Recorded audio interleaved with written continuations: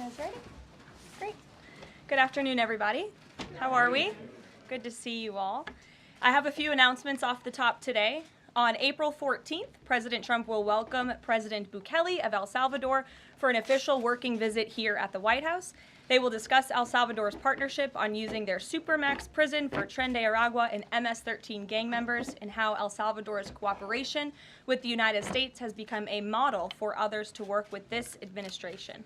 On April 17th, President Trump will welcome Prime Minister Giorgia Meloni of Italy for an official working visit at the White House as well.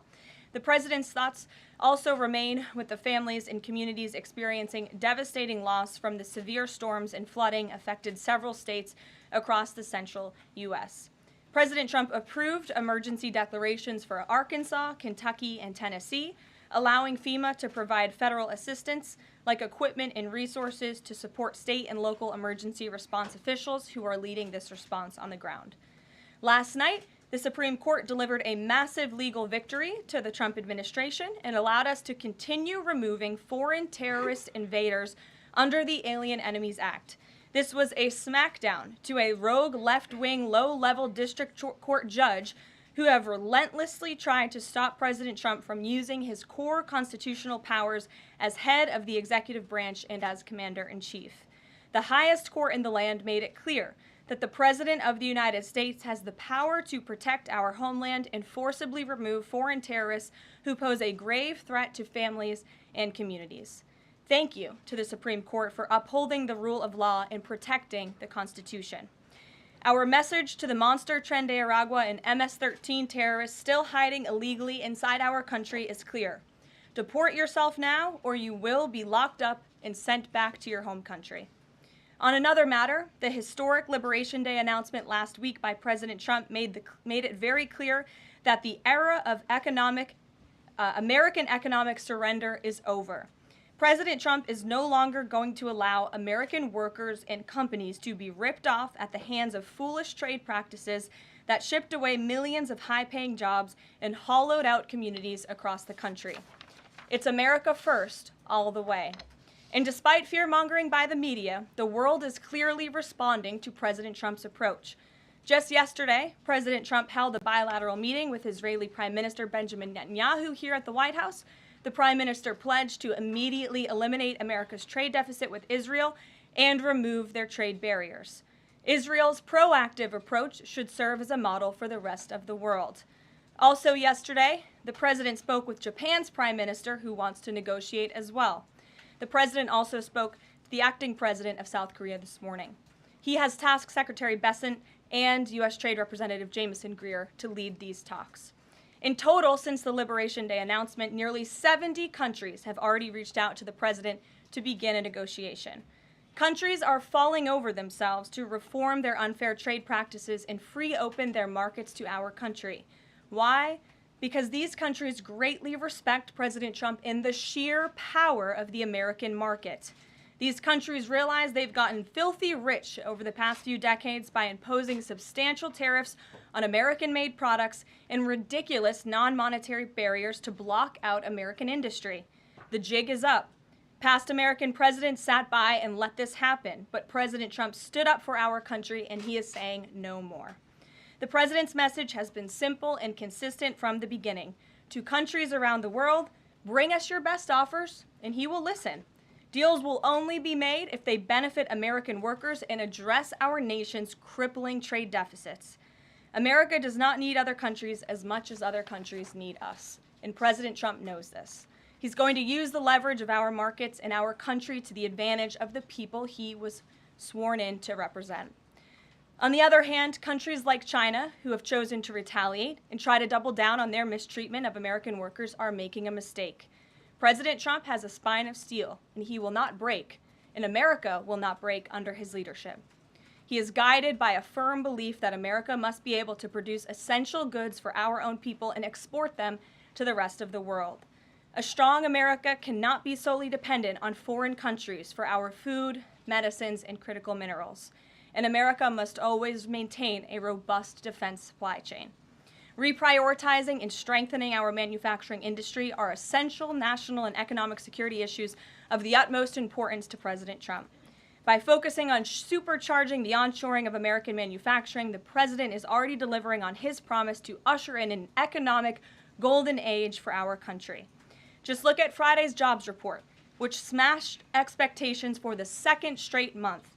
The American economy added 228,000 jobs, nearly 100,000 more jobs than economists predicted, and the fourth highest month for private payroll growth in the past 2 years. There was also a sharp increase in transportation, construction, and warehousing employment. And in just 11 weeks, President Trump has secured more than $1.5 trillion in private sector investment. This is $500 billion more than Joe Biden secured in his entire term. This record-breaking private sector investment will create roughly 350,000 American jobs and counting. If you add up all of the investment pledges from foreign governments, President Trump has secured an incredible $5 trillion in total investments already. In the months ahead, President Trump's pro-growth economic agenda will be fully realized. The largest deregulatory effort in American history is underway. Unnecessary, burdensome, costly red tape is being eliminated by this entire federal government every day, driving down costs and massively boosting small businesses. So far, President Trump's deregulation effort has already saved Americans more than $180 billion, equivalent to $2,100 per family of 4. The president's drill baby drill energy agenda, which he will discuss later this evening in the East Room, is capitalizing on the abundance of natural resources under our feet to generate more affordable electricity, cheap gas, and quality new jobs. All of this will combine to end the Biden-imposed cost of living crisis that's absolutely crushed American families. Under President Trump, the American energy industry will lead the globe over the next century, delivering lower prices and significantly strengthening our country's economic position. At the president's direction, Republicans in Congress are working quickly to pass one big, beautiful bill, which will also include the largest tax cut in American history. As President Trump has said, the House must pass this budget resolution quickly. Here in our new media seat today, we have Jasmine Wright, the White House reporter for Notice. Notice is a nonprofit and nonpartisan news site which launched in early 2024. They've gained millions of readers across the country since. Newsroom's goal is both to inform readers and train the next generation of politics and policy journalists. They also partner with state newsrooms to give local communities more knowledge of what their representatives are doing in Washington, D.C. With that, please kick us off, Jasmine. Thanks so much, Karoline. A couple questions for you. The first one being, can you explain the White House's evolution from this is not a negotiation on tariffs to countries should pitch us and start negotiations on tariffs? As the president said yesterday, Jasmine, both things can be true at the same time. And it is a non-negotiable position that the United States has faced a national security and economic crisis because of the unfair trade practices by countries around the world. As for the president, I have maintained this position. The entire administration has always said that President Trump is willing to pick up the phone and talk. And the president met with his trade team this morning, and he directed them to have tailor-made trade deals with each and every country that calls up this administration to strike a deal and listen. And each and every one of these trade deals should be tailored and unique based on that country's markets, based on that country's exports, the imports here in the United States of America. What makes the most sense for the American worker and for our industry? The president is focused on putting America first. So was the evolution not factored in or determined by kind of the tumult in the stock market? Was that not a part of the consideration to start making these negotiations and deals? Again, I would reject that there was an evolution. On day one, we had said that the president will always pick up the phone for other nations and other companies that call this administration. The president always has a listening ear, and it's a non-negotiable fact that America has faced a national security and economic crisis for many decades, and President Trump is just the first to address this. And then my last question,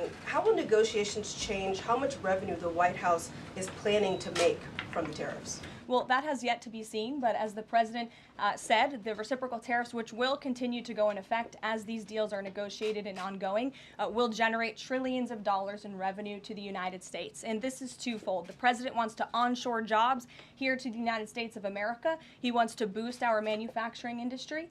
He also wants to tackle these crippling deficits with almost every single country around the world. Jackie. Thanks, Karoline.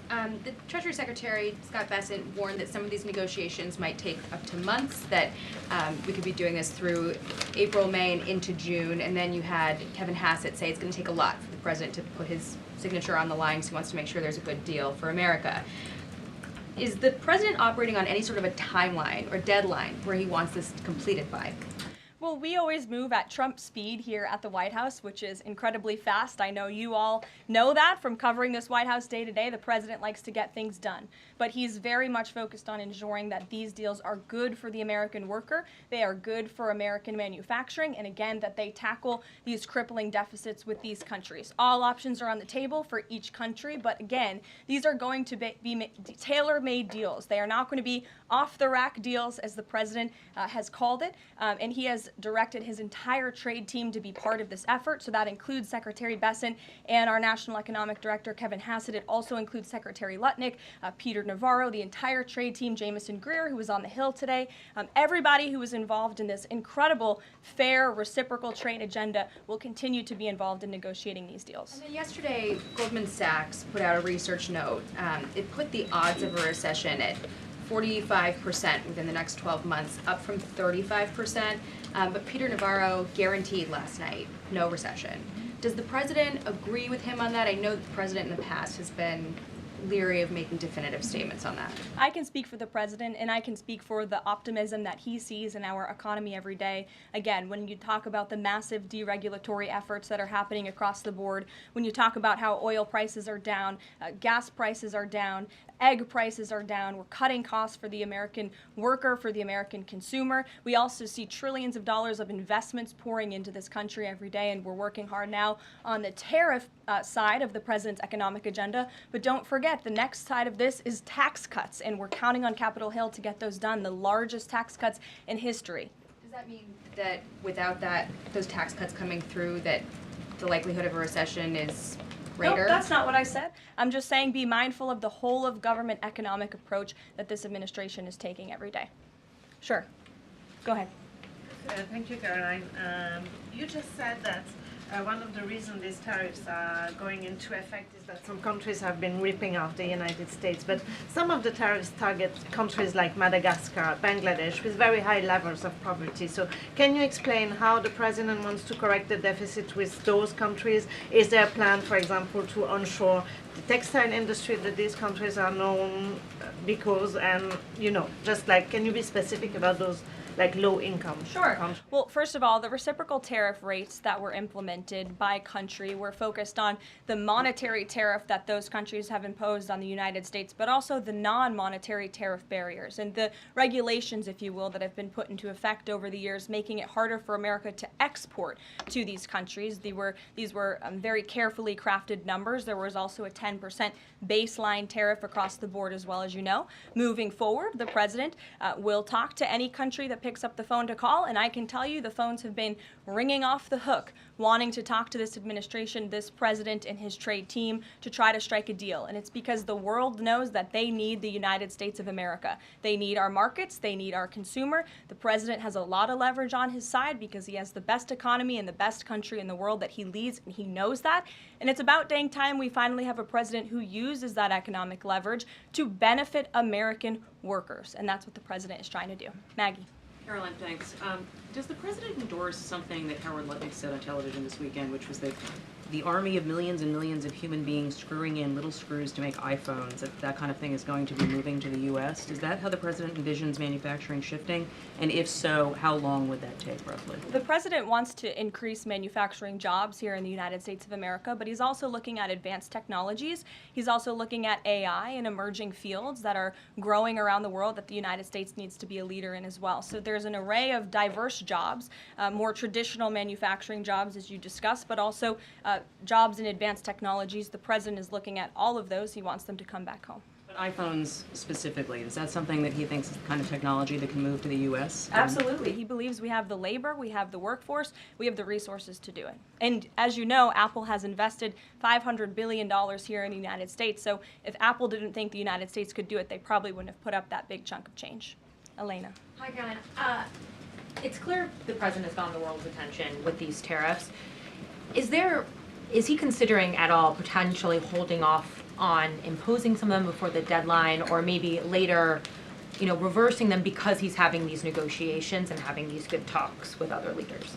The president was asked and answered this yesterday. He said he's not considering an extension or a delay. I spoke to him before this briefing. That was not his mindset. He expects that these tariffs are going to go into effect. And you said something very important, Elena, in your question. You said the president has captivated the attention of the world. Absolutely he has. And it's about time we have a president in the Oval Office who is putting the world on notice and is putting the American people first, and again, is using the leverage of the United States to negotiate good trade deals. Just a quick follow-up. There's been some public sparring between Elon Musk and the president's trade advisor, Peter Navarro, on some of these tariffs. Musk actually referred to Navarro today as being, quote, dumber than a sack of bricks. Are you at all, or is the administration, the president, all concerned that this is maybe impacting the public's understanding of these tariffs? It might be messing with the message on it? No, look, these are obviously two individuals who have very different views on trade and on tariffs. Boys will be boys, and we will let their public sparring continue. And you guys should all be very grateful that we have the most transparent administration in history. And I think it also speaks to the president's willingness to hear from all sides, that he has people at the highest levels of this government in this White House who have very diverse opinions on very diverse issues, but the president takes all opinions in mind, and then he makes the best decision based on the best interests of the American public. Deanna. Thanks, Caroline. On Truth Social today, Trump was talking about one-stop shopping talks with foreign leaders, bringing leaders to the U.S., to Washington, and talking to them about tariffs, but also other topics. So is that part of his strategy to bring the leaders to Washington and trying to get deals, outside of tariffs on foreign policy issues as well?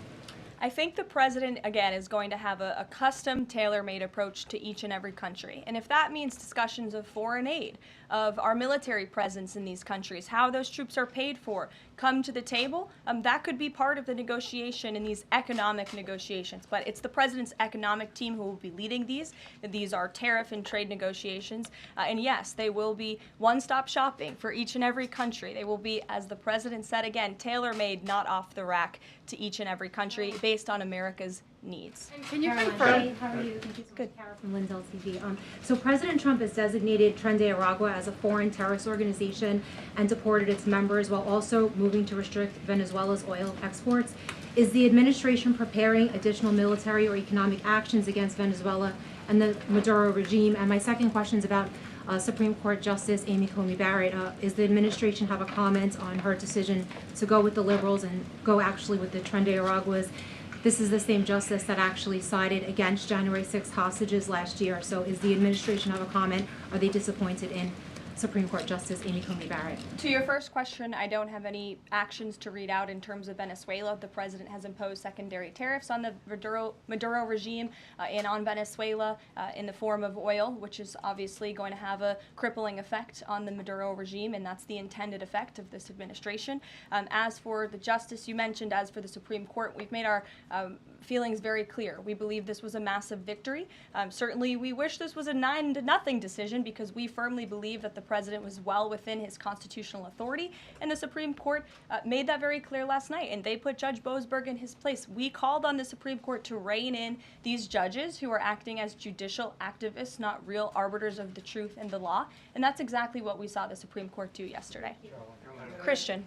Thanks, Caroline. Now that the president's reciprocal tariffs are here, going into effect tomorrow, what's the status of the ERS? When will they actually start collecting revenue? And will that be nested under CBP or somewhere else entirely? It's something Secretary Lutnick has taken up, so I defer you to the Department of Commerce, but it's something that he and the president believe quite strongly in, and it's a promise that they intend to keep to the American Real people. quickly, can you explain why the president opted to send Secretary Hegseth to the dignified transfer last week instead of attending himself? Sure. The Secretary Hegseth was there to represent the administration. The president has expressed his condolences to these families, as have I from this podium. Shelby. Thank you. The president's trade representative this morning told senators that the president does not intend on carving out exemptions for products and companies when it comes to tariffs. But would the administration consider changing that stance should bankruptcies begin among U.S. companies who are dependent on China trade? I won't get ahead of the president on any exemptions or his decision on that. I will leave that to him. But again, we're looking at this country by country and based on the needs of the American people and the American workforce. And one more, can you walk us through how this specific tariff plan was decided on and which advisor came up with it? The reciprocal tariff plan? Yes. It was a plan that was discussed by the president's entire trade team over the course of many, many meetings, and the president ultimately decided on which way to go. A few proposals were given to the president. There was debate and discussion, and the president made his decision, and as you've seen very publicly, the entire trade team is on board with this plan and the negotiations that will ensue because of it. Sure. Karoline, on Iran, given what's going to be happening on Saturday, what exactly is the current administration doing to stop Iran's funding of terrorist aggression worldwide that the previous administration wasn't doing? Well, first of all, when it comes to Saturday, I won't get ahead of the president.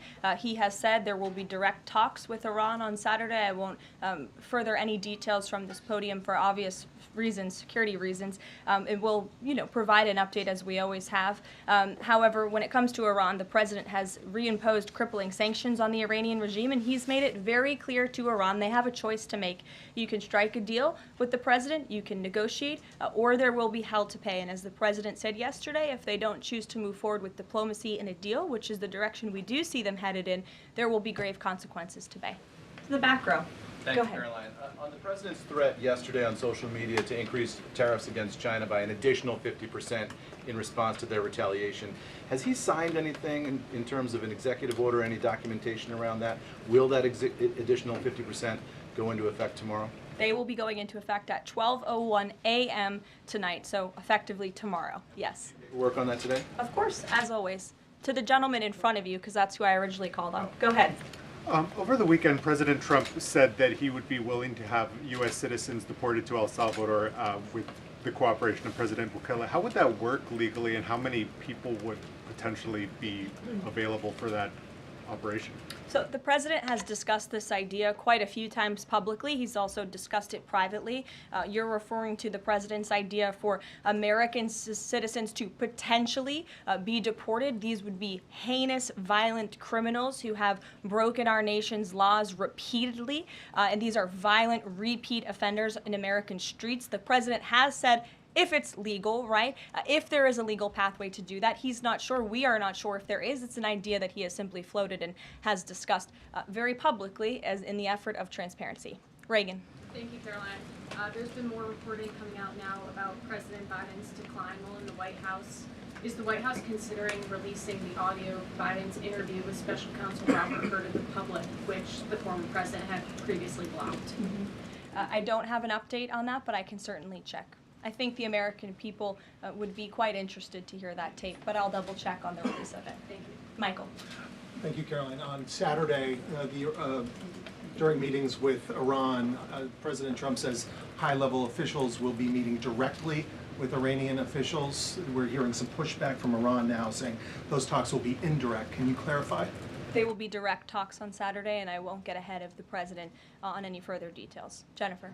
Yeah, two things. On the Israel tariffs, can you give us an update on the discussion on relaxing those tariffs? And then I had another question about the Doge team after that. That discussion is ongoing. I don't have any definitive details to iron out for you here. And then the president on Thursday told us that there was an incredible discovery that the Doge team had made. He called it horrible and incredible.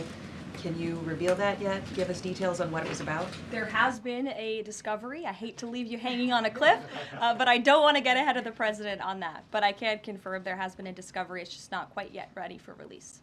Sure. Go ahead. Caroline, thank you. I was calling on the young lady behind you, but I'll come to you after, Ed. All right. Not discriminating here. The president's meeting today with House Republicans. Can you say who is in that meeting and his message to Republicans that are skeptical of the Senate-passed budget framework? Sure. The president will be meeting with Republican lawmakers today here at the White House to talk to them about the framework that the Senate passed. The president was very quick to put out a statement about his support for the reconciliation package that the Senate passed, and he is counting on House Republicans to pass it.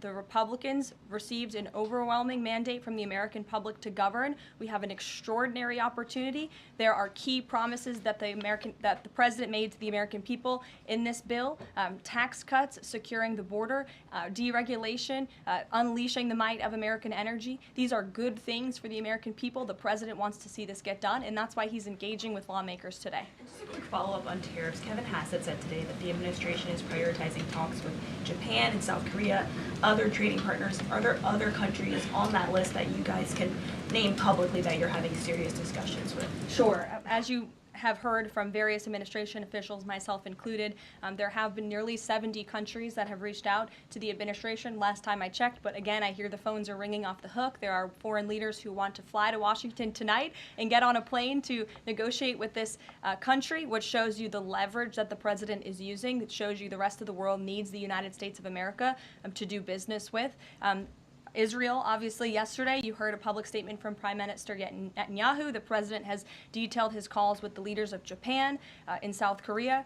We are going to prioritize our allies and our partners around the world first when it comes to these negotiations, and the trade team will be divvying them up again to make tailor-made trade deals around the world.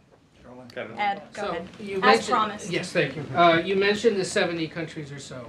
I'm curious, though, under what conditions at this point would President Trump talk to President Xi about tariffs? Look, I just spoke to the president about this, and he believes that China wants to make a deal with the United States. He believes China has to make a deal with the United States. It was a mistake for China to retaliate. The president, when America is punched, he punches back harder. That's why there will be 104% tariffs going into effect on China tonight at midnight. But the president believes that Xi and China want to make a deal. They just don't know how to get that started. And the president also wanted me to tell all of you that if China reaches out to make a deal, he'll be incredibly gracious, but he's going to do what's best for the American people. So China has to call first?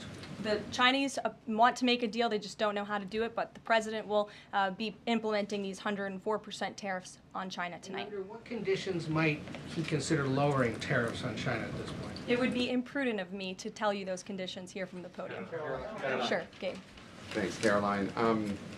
With regards to the Supreme Court ruling on the Alien Enemies Act, you're right, it was a win for the administration, but the justices also said that deportees are entitled to due process. Does the administration agree with that? That's not quite true, Gabe. They said that they are entitled to a habeas petition, and we are going to continue to comply with the law, and we are wholly confident that every single person that has been deported under the Alien Enemies Act, every person that will continue to be deported under the Alien Enemies Act qualifies for that deportation. NBC News is reporting that the administration is considering drone strikes on drug cartels in Mexico. We're citing several officials. This morning, Mexico's president was asked about that, and she said that we reject any of those actions. Your response? I saw that reporting. I don't want to confirm it from this podium. I don't want to comment on it because I'm not sure, but I would defer you to the National Security Council. So you haven't confirmed the report, but with Mexico's president saying that she rejects any of that, what would your response be? How is the relationship then between Mexico's president and the White House right now over targeting drug cartels? Well, first of all, the relationship between President Sheinbaum and President Trump is quite good, and I think both world leaders would tell you that. The president has been engaged directly with President Sheinbaum on a number of different topics, particularly when it comes to clamping down on the Mexican drug cartels, on clamping down on illegal immigration, human trafficking, drug trafficking through our southern border. She's taken significant steps towards doing that, but as for that specific report, again, I'm not going to comment. Caroline, Sure. Two questions on trade. First, as a part of these negotiations, is it possible for countries to lower their tariffs below that 10% a bare minimum that's been set? Again, I'll leave that to the president to make those determinations, but I can tell you that 10% universal baseline will go into effect as these negotiations are ongoing. Got it. And then what is your thinking just as far as low labor cost countries? Like if you've got a country like Vietnam that wants to negotiate, but obviously they have some advantages in terms of trade, in terms of the people there are not paid as much as American citizens. What is kind of the thinking? Can they still achieve a good kind of trade outcome with the United States? Well, again, you're right to point out that different countries have different labor markets. They have different skills, if you will, different resources, and the president is going to take all of that into account. His team will take all of that into account when they're negotiating these deals. I do just want to point out one thing, that the president, everybody in Washington, whether they want to admit it or not, knows that this president is right when it comes to tariffs and when it comes to trade. In fact, Democrats have long said that the United States of America has been ripped off by the countries around the world. They just don't want to admit it now because it's President Trump who is saying that. In June of 1996, Nancy Pelosi spoke on the House floor. She urged her colleagues at the time to fight against the status quo trade policies that had contributed to America's trade deficit with China. In fact, Nancy Pelosi said, "How far does China have to go? How much more repression? How big a trade deficit? How many jobs have to be lost for the American workers? How much dangerous proliferation has to exist before members of this House of Representatives will say, 'I will not endorse the status quo'?" Those are the words of Nancy Pelosi in 1996. Well, President Trump is finally answering her call 27 years later. Nancy Pelosi can thank President Trump today for the 104% retaliatory tariff that will be going into effect on China. In 2007, Chuck Schumer spoke of our nation's crippling trade deficit, saying these are the kinds of records the American people don't want us to be breaking. The administration needs to move beyond words, take action now to reverse a trend that threatens our prospects for future economic growth. And Chuck Schumer said that in 2007. Finally, in 2025, President Trump is taking action. Recently defeated Democrat Sherrod Brown said on deficits in 2012 that our deficit then at China had reached an all-time high, and it was on pace to recede last year's record. The trade deficit had cost American workers millions of jobs at the time. These are the words of Democrats years ago. It is about time America finally has a president who is taking action to restore those millions of jobs back to the United States of America, to boost our manufacturing industry. He's doing what's right for the American people. It will take a lot of labor. It will take a lot of effort. But that's exactly what the American people elected this president to do. He will be talking about our energy agenda at 3 o'clock today over in the East Room, as you all know. He will be signing a bill to unleash the might of our beautiful, clean coal industry in this country, which is a reliable energy source also for AI. There's a great story in Bloomberg today, actually, about the executive order that will be signed later. So we'll see you all there. I'll let the president speak more. We'll see you later. Thanks, guys.